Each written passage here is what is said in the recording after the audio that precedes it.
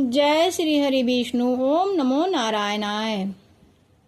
आपका अपने YouTube channel जय सनातनी में एक बार फिर से स्वागत करती हूँ।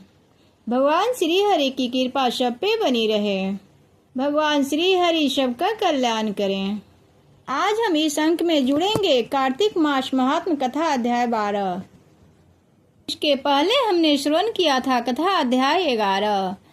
एक बार सागर पुत्र जलंधर अपनी पत्नी वृंदा सहित असुरों से सम्मानित हुआ सभा में बैठा था। तभी गुरु शुक्राचार्य का वहां आगमन हुआ। अब हम श्रवण करेंगे कार्तिक मास महात्म कथा अध्याय 12।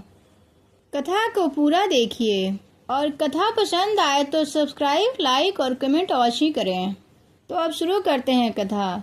नारद जी ने कहा, तब इंद्रादि देवता वहां से भय कंपित होकर भागते भागते वैकुंठ में विष्णु जी के पास पहुँचे। देवताओं ने अपनी रक्षा के लिए उनकी स्तुति की। देवताओं की उस दिन वाणी को सुनकर करुणा सागर भगवान विष्णु ने उनसे कहा कि हे देवताओं, तुम भय को त्याग दो। मैं युद्ध में शीघ्र ही जलंधर को देखूंगा। ऐसा कहकर ही भगवान विष्णु गरुड़ पर जा बैठे। तब समुद्र कन्या माता लक्ष्मी जी ने कहा, हे नाथ, मैं सर्वदा आपकी प्रिया और भक्ता हूँ, तो मेरा भाई आपके द्वारा युद्ध में नहीं मारा जाना चाहिए। इस पर विष्णु जी ने कहा, अच्छा, यदि तुम्हारी ऐसी ही प्रीति है तो मैं अपने हाथों से नहीं मारूंगा, परंतु युद्ध में अवश्य जाऊंगा, क्योंकि देवताओं ने मेरी बड़ी स्तुति की है।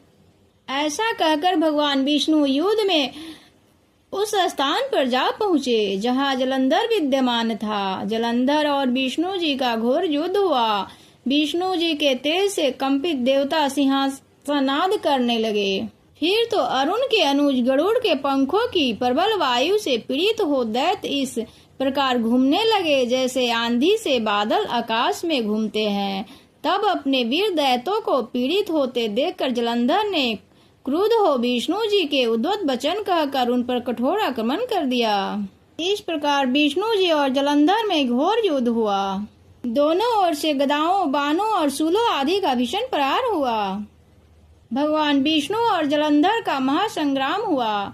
बाणों से आकाश भर गया। लोग आश्चर्य करने लगे। कथा का अगला भाग 13वां अध्याय में। कथा का अगला भाग सुनना ना भूलें। कल सुबह 9 बजे कथा का अगला भाग जरूर अवश्य सुने। कार्तिक मास भगवान विष्णु को अति प्रिय है। इस मास में किया गया दान और पुण्य कई गुना फल देता है। किए गए दान और पुण्य का कोई सीमा नहीं होता है, अनंत गुना फलदायी होता है। इसलिए कार्तिक मास महात्म कथा को अवश्य श्रवण करनी चाहिए। इससे हमारे जन्म जन्मांतर के पाप नष्ट हो जाते हैं और अंत में विष्णु गति को प्राप्त होते हैं। विष्णु धाम मिलता है, वैकुंठ में स्थान प्राप्त होता है। इसलिए कथा अवश्य श्रवण करें। कथा अच्छी लगे तो वीडियो को लाइक, सब्सक्राइब और शेयर अवश्य करें। कमेंट भी करें। जय श्री हरि विष्णु।